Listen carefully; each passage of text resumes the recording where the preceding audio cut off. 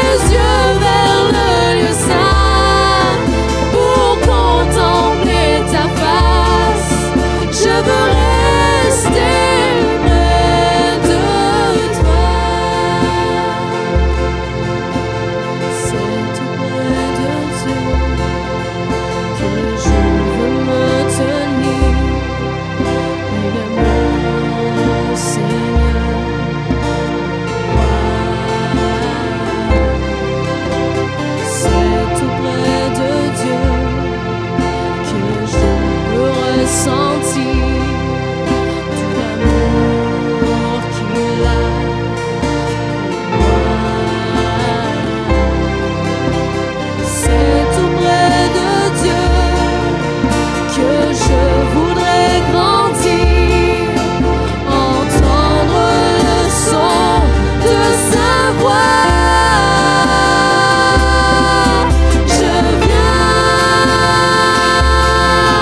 Je viens de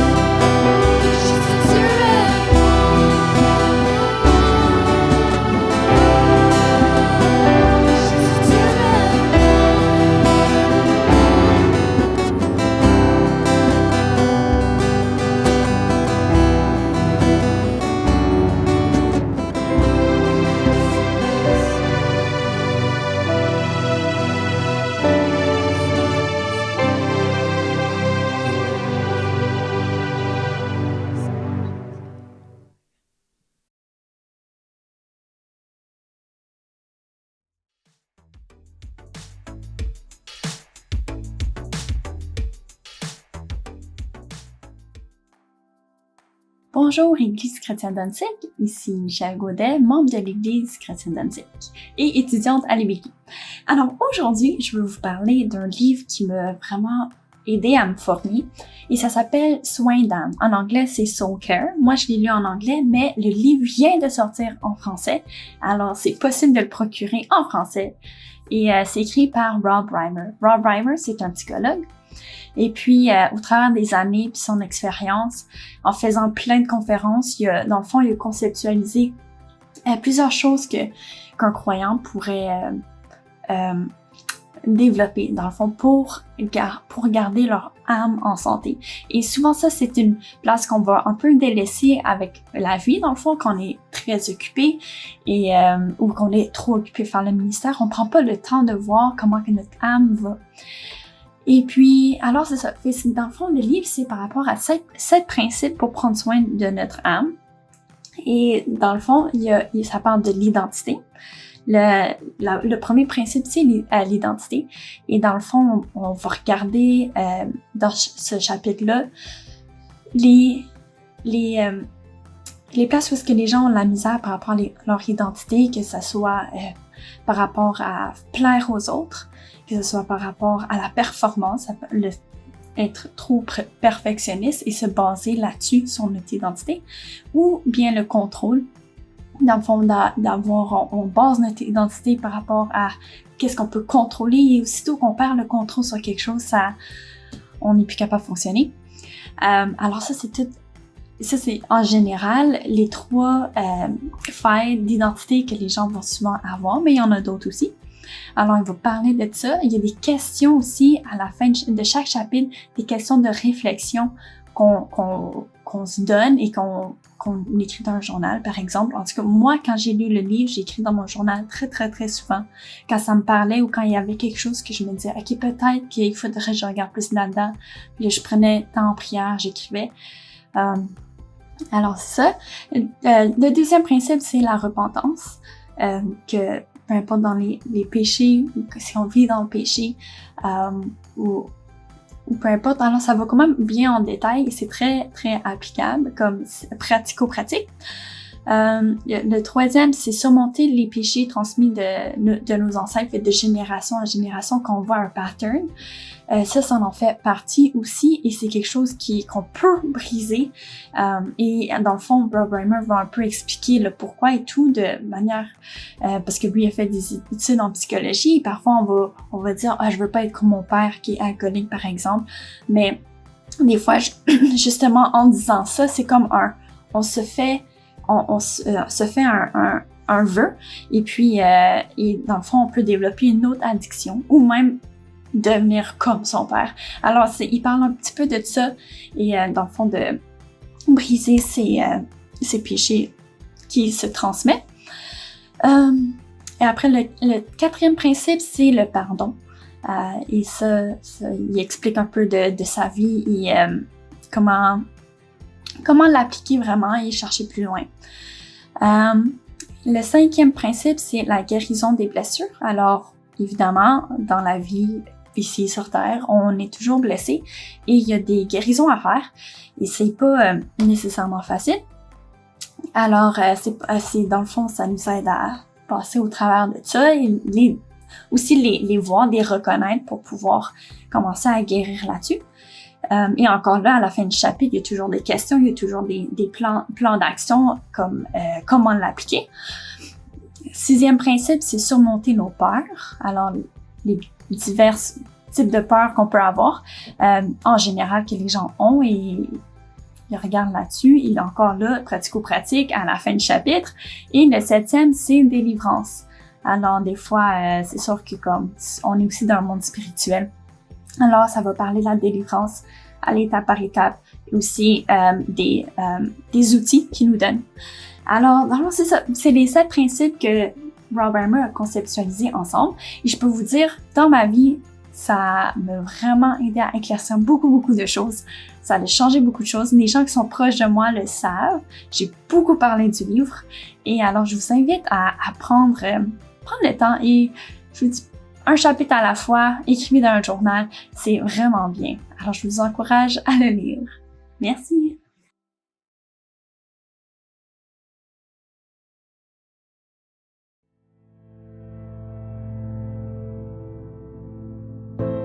Mais le fruit de l'esprit, c'est l'amour, la joie, la paix, la patience, la bonté, la bienveillance, la foi, la douceur, la maîtrise de soi.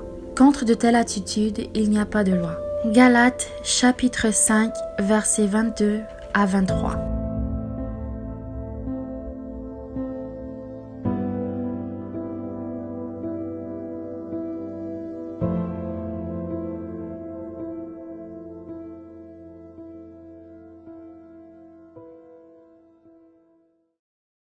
Bonjour et bienvenue à l'Église chrétienne d'Annecy, ton Église. Je m'appelle Jérémie Félix Beltran et je suis là pour partager la parole avec vous. Aujourd'hui, je vais vous partager par rapport à l'importance du fruit de l'Esprit et ensuite comment est-ce qu'on peut cultiver le fruit de l'Esprit. Premièrement, j'ai une question pour vous. Qu'est-ce qu'on peut faire avec des fruits? Des fruits comme les pommes, les bananes. J'avais fait une demande dans la liste Instagram puis j'ai reçu beaucoup de résultats. Premièrement, c'était de le manger. Ah ouais? Ouais, on peut le manger. Mais ouais, on peut le manger, on peut le boire. Lorsqu'on le mélange, le rendre en crème, en huile, il y a beaucoup d'options. Mais tout ce qui est important, c'est que il y a beaucoup de nutrition là-dedans. Mais la question c'est, si c'est tellement important, la nutrition d'une pomme, des fruits, combien aussi important est-ce que le fruit de l'esprit? Donc le passage dit ceci, que le fruit de l'esprit, c'est l'amour, la joie, la paix, la patience, la bonté, la bienveillance, la foi, la douceur, la maîtrise de soi. Le problème de cela, c'est qu'on pense toujours que c'est quelque chose de impossible à être. Tu sais? Donc, ou même que tu connais le passage et tu peux pas l'appliquer dans ta propre vie. Ça me fait penser de la première fois que j'avais lu ce passage. Je l'avais lu puis on s'est fait dire, c'est comme, ok, tout ce qu'on doit avoir, tout ce qu'on doit être, c'est d'être capable d'aimer, d'avoir la joie, la paix, la bonté.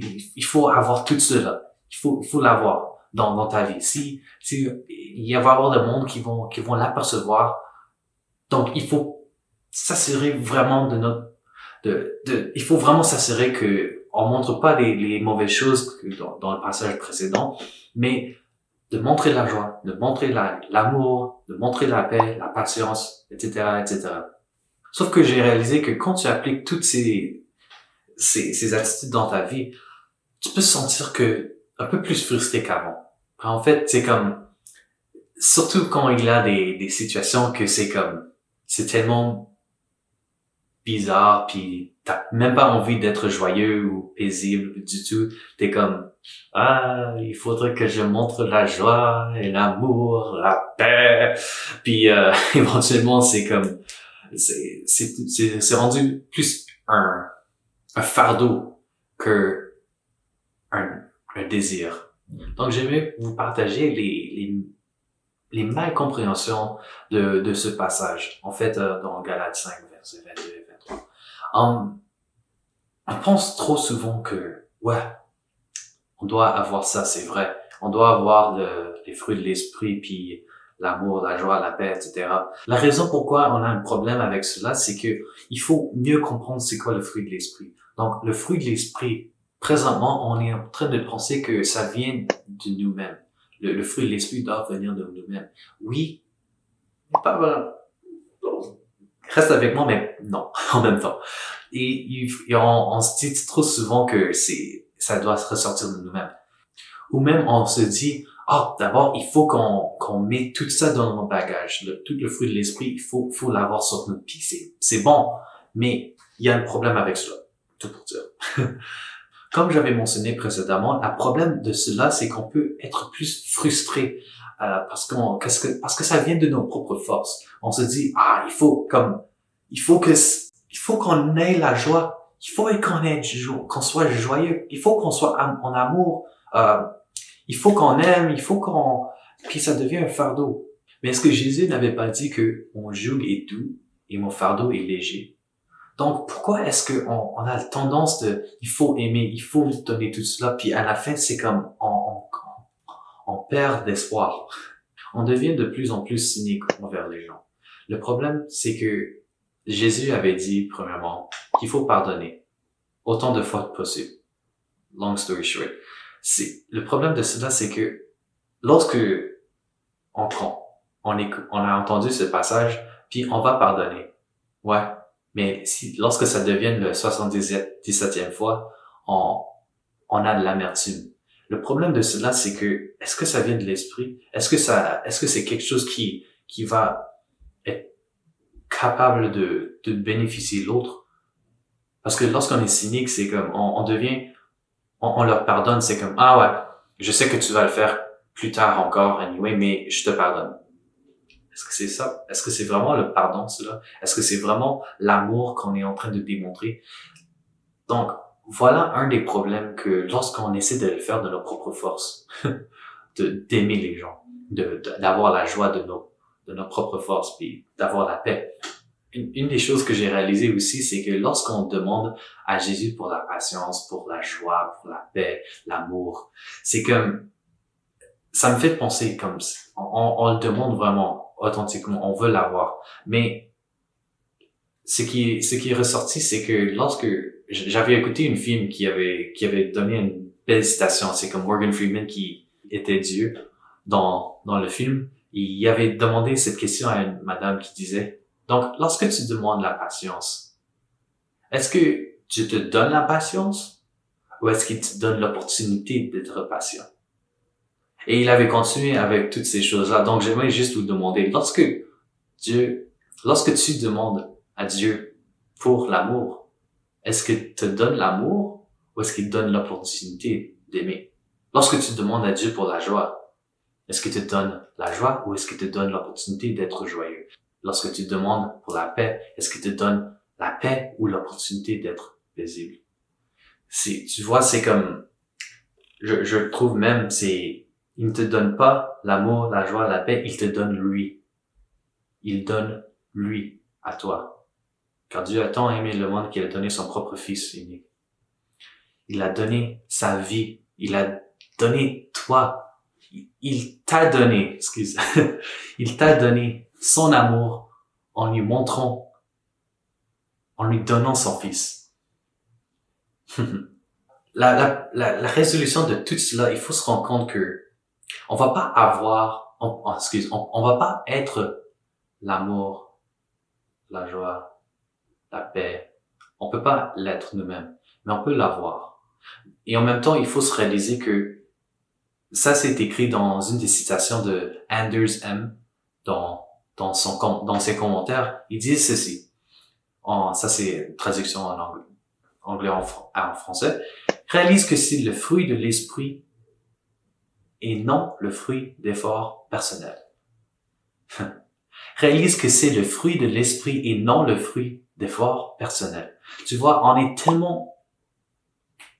c'est le fruit de l'esprit, tu vois. Le fruit de l'esprit, ça veut dire que ce n'est pas un fruit spirituel, quelque chose. C'est pas un fruit de, il faut être spirituel afin qu'on puisse l'avoir. Non, c'est le fruit qui vient de l'esprit, du Saint-Esprit lui-même. C'est lui qui nous a donné cela. C'est non de nos propres efforts. Ça ne vient pas de nous. Ça vient de l'Esprit. L'Esprit Saint. Nous, comme nature humaine, on ne peut pas sortir quelque chose qui vient de l'Esprit. Non, ça viendrait pas de nous. C'est écrit même dans les versets précédents. C'est comme ce qui vient de la chair c'est l'immoralité sexuelle, l'impureté, le débauche, l'idolâtrie, la magie, les haines, les querelles, les jalousies, les colères, les rivalités, les divisions, les sectes, l'envie, les meurtres, l'ivrognerie, les excès de table et les choses semblables. Donc, tout cela, c'est ça qui vient de la chair. Lorsque je parle de la chair, je parle de la nature humaine. Donc, ça vient pas de nous-mêmes. Ça vient pas de nos propres forces qu'on doit puiser la joie ou la paix, l'amour. Si ça serait de moi, j'aurais été tellement fruit en vivant tout ce que je vis présentement, on pourrait dire, tu sais. C'est quelque chose c'est vraiment quelque chose qu'on peut pas faire de nos propres forces. C'est comme, on peut toujours le refaire, mais on peut le faire dans une limite parce que on est limité pouvoir aimer, de pouvoir être paisible, de pouvoir avoir l'amour. Donc, d'où est-ce qu'on peut avoir la force d'aimer, la force d'avoir la paix? D'où est-ce que cette force vient? La réponse vient dans Jean 15. Laisse-moi le lire pour vous. C'est moi qui suis le vrai cep, et mon Père est le vigneron. Tout sarment qui est en moi et qui ne porte pas de fruit, il l'enlève. En tout sarment qui porte du fruit, il le taille afin qu'il porte encore plus de fruits. Déjà vous êtes purs à cause de la parole que je vous ai annoncée. Demeurez en moi et je demeurerai en vous. Le sarment ne peut pas porter de fruit par lui-même, sans rester attaché au cep. Il en va de même pour vous si vous ne demeurez pas en moi. Je suis le cep, vous êtes les sarments. Celui qui demeure en moi et en qui je demeure porte beaucoup de fruits, car sans moi, vous ne pouvez rien faire. Si quelqu'un ne demeure pas en moi, il est jeté dehors comme le sarment, et il sèche. Puis on ramasse les sarments, on les jette au feu et ils brûlent. Si vous demeurez en moi et que mes paroles demeurent en vous, vous demanderez ce que vous voudrez, et cela vous sera accordé. Ce qui manifeste la gloire de mon Père, c'est que vous portiez beaucoup de fruits. Vous serez alors vraiment mes disciples. Longue histoire courte, ça vient pas de nous. Ça vient pas de nos propres forces, même de nos richesses, même de notre sécurité physique. Ça vient de Dieu. Ça vient de Jésus. Afin d'avoir cette paix, afin d'avoir l'esprit accessible à nous, il faut se confier au cep, Jésus, et non les sarments qui est nous-mêmes, nos propres richesses, que ce soit la richesse monétaire, relationnelle, même les bâtiments autour de nous, parce qu'il y a des gens qui n'ont même pas de maison, mais ils sont encore joyeux. La raison pour cela, c'est parce qu'ils connaissent la joie de Jésus. Réalise que lorsque on est fruit, il faut alors se reculer et encore réaliser que ça indique quelque chose. Ça indique que on ne fait pas on fait. Réalise que lorsqu'on est fruit, il faut reculer un peu, en premier, et réaliser que ça veut dire qu'on essaie de faire de nos propres forces. Puis, pour mieux vous indiquer c'est quoi les drapeaux rouges, c'est tout en Galates, chapitre 19, verset 21. L'immoralité sexuelle, l'impureté, la débauche, l'idolâtrie. Vous pouvez toujours juste relire la liste et vous demander, lorsque vous agissez tout cela, il faut se reculer un peu, puis se demander, wow, qu'est-ce qui se passe? C'est de ma nature humaine que ce que je fais présentement. Donc, comment est-ce que je peux reculer et demander à Dieu, comment est-ce que je peux me remplir de toi? Et la seule façon qu'on puisse se renouveler et cultiver le fruit de l'esprit en nous, c'est en étant en connexion avec Jésus. Afin qu'on puisse avoir l'amour, la joie, la paix, la patience, la bonté, la bienveillance, la joie, la douceur et la maîtrise de soi. Ça ne vient pas de nos propres forces, mais ça vient de Jésus lui-même. Afin qu'on puisse cultiver la relation de Jésus dans notre vie. Tout ne viendra plus de nos propres forces, mais du Saint-Esprit qui est en nous. Et si cela est important pour vous, d'avoir la paix, j'espère que oui, d'avoir l'amour, d'être capable d'aimer, je pense que c'est quelque chose qu'on a besoin. Et tout le reste. Et vous voulez vraiment avoir la chance d'être capable d'avoir cette relation. Il est encore disponible. Il est toujours disponible. Et si vous voulez avoir accès à cette relation qui va t'aider à cultiver le fruit de l'esprit, prends le temps de prier avec moi. Seigneur, pardonne-moi, car j'ai été distrait. Je reconnais avoir marché loin de toi. Je me suis même opposé à toi. Fais de moi le chef-d'œuvre que tu m'appelles à être. Je veux que tu sois ma joie, ma paix et ma sécurité. Je veux t'aimer et te suivre dans ce chemin de la vie jusqu'à dans l'éternité. Amen et Amen. Si tu avais fait cette prière ce matin, la Bible déclare que tu es un enfant de Dieu. Félicitations. Tu es avec nous.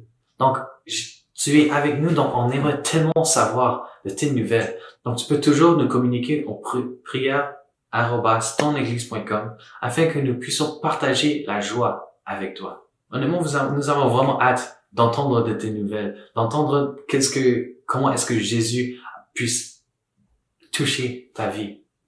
Si vous avez besoin de la prière, on est encore là pour toi. On est toujours là pour toi. Donc, tu peux même envoyer ça dans le même courriel que je viens de mentionner, prière@toneglise.com. En fait, on est là prêt à prier pour vous. Si vous avez besoin de requêtes de prière, vous pouvez même envoyer tout cela dans le même courriel, prière@toneglise.com. Et même de là, on continue à prier chaque mercredi soir à 19h30. Donc, sentez-vous libre. Si vous voulez prier avec nous, laisse-nous savoir dans les courriels afin qu'on puisse vous donner les directives. Donc, question pour vous. Est-ce que tu vas commencer à dépendre envers le cep ou encore envers le serment qui est vous-même? Et si c'est le cep, je vous encourage vraiment. Et si c'est le cas, comment est-ce que tu vas t'en rappeler? Laisse-nous savoir dans les commentaires ci-dessous. On aimerait savoir vraiment comment vous allez mettre ça en pratique. Si c'est quelque chose de plus autre que ce que je vous ai suggéré présentement, envoie-le dans les commentaires. On aimerait savoir parce que ça se peut que vous allez même nous bénir aussi à travers cela. Mais tout cela pour dire, on est là pour vous, comme vous êtes là pour nous. On est ton Église, prêt à vous servir. Et sur cela, restez bénis.